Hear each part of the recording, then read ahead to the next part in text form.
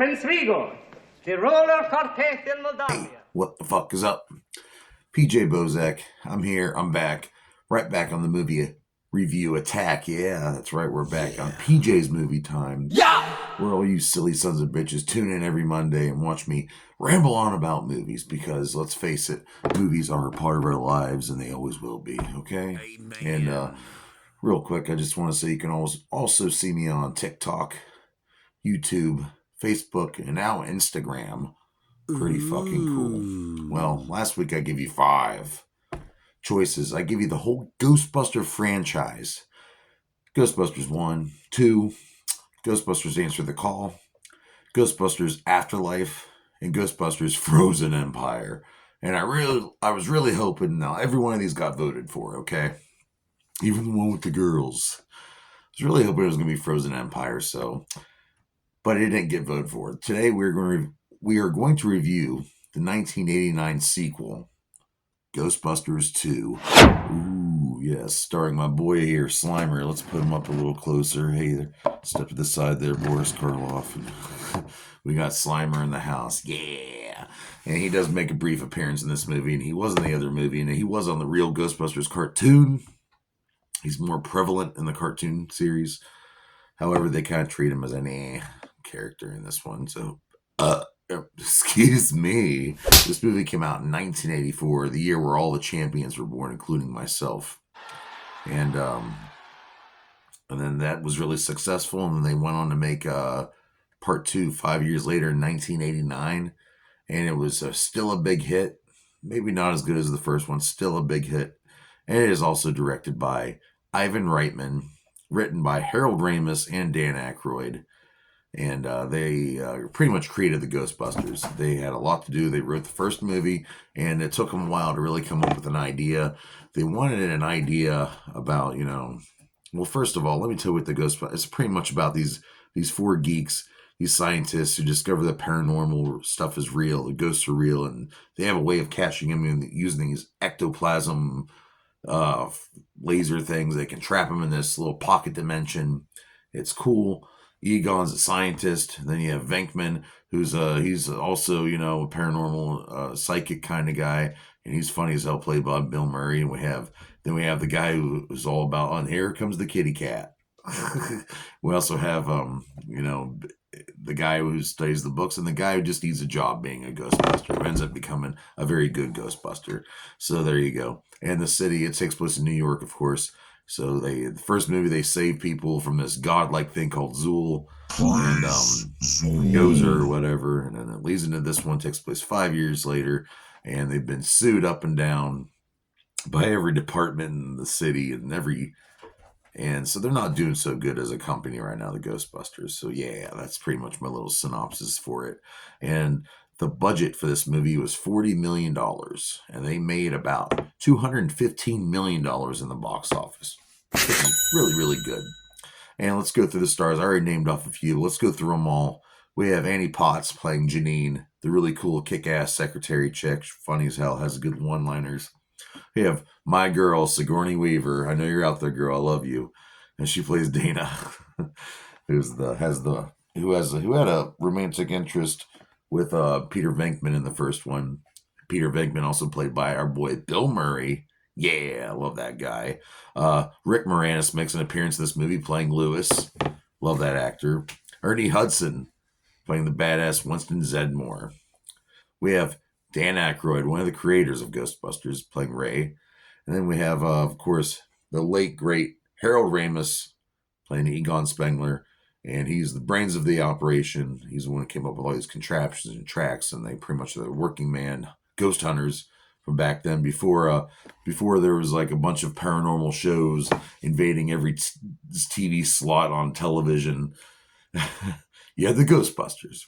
And, of course, this is a comedy movie. And it's full of good one-liners and some cool stuff. But let's dive into it. The cinematographer for this is Michael Chapman. And he did some stuff in Jaws and in Raging Bull, which were both big hits. And I thought the cinematography was really cool. It was filmed mostly in New York and Los Angeles. And it took over 13 months to film it, which is a long time to film a movie. And we had lots of reshoots to add to it because the test audiences weren't too cool with the ending, so they had to tweak it up a little bit. It happens a lot in Hollywood. Bill Murray wanted like $10 million for this movie, and I think he got it. Some people described him as being a taker, and you know that's just how some actors and actresses are. It's been a part of the game forever. People like money. I stab you for $1. Bo Zelch was the set designer, and got some really cool sets here. With the underground, they had to go film some stuff in Las Vegas, the underground slime tunnels and the underground caverns and stuff. That was pretty cool. But Bo Zelch was the set designer, and he also worked on Beetlejuice and The Lost Boys, which are both bangers.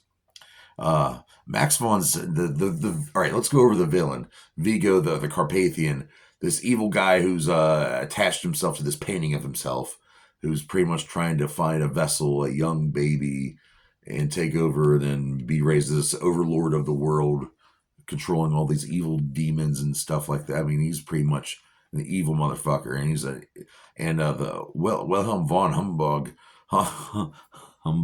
let me say Wilhelm von Humberg played this guy. He was scary. This used to scare the shit out of me as a kid. This picture right here, and they spent a long time on this picture. And at one point, they wanted the scenes to be like an animated version of this picture coming to life and talking. Instead, we got the floating head and him talking, but the voice, that wasn't von Humberg's voice. Sorry, I'm not laughing at me. But Max von Sydow from The Exorcist, yeah, that guy, he's the one who voiced it. And I guess during the premiere, von Humberg got pissed and walked the fuck out. But still, great villain for this movie. I love it. He's able to control people's minds, and like I said, I thought it was actually pretty. This slime underneath the city, which can control your emotions. It reacts to positivity and negativity, and I thought it was really cool. Harold Ramis, when he wrote this, he just really wanted the idea. He really thought society was going into the gutter, and this was 40 years ago. And boy, he's right, I tell you. And that was the whole theme of the movie: is how all of our negativity, all of our hate, all of our the excessive amount of hate and anger it's got to go somewhere, and creating this negative substance in a way. It's pretty cool. I like that. I really like the concept of it. Also, we have a soundtrack. Ray Parker Jr. had the real big hit from the first one from 1984. Who You Gonna Call? And I can't play it because, copyright strike and all that shit. But he wanted to try to relight the magic, do an updated version. He brought in the boys, Run DMC. That's right, Run DMC was involved. We got Otis up on the table now. That's cool. He's cool. He's a retired cat. He can do what he wants. Dennis Muren did the visual effects. He was in part of Attack of the Clones. Long list of stuff for this guy too. Really talented guy.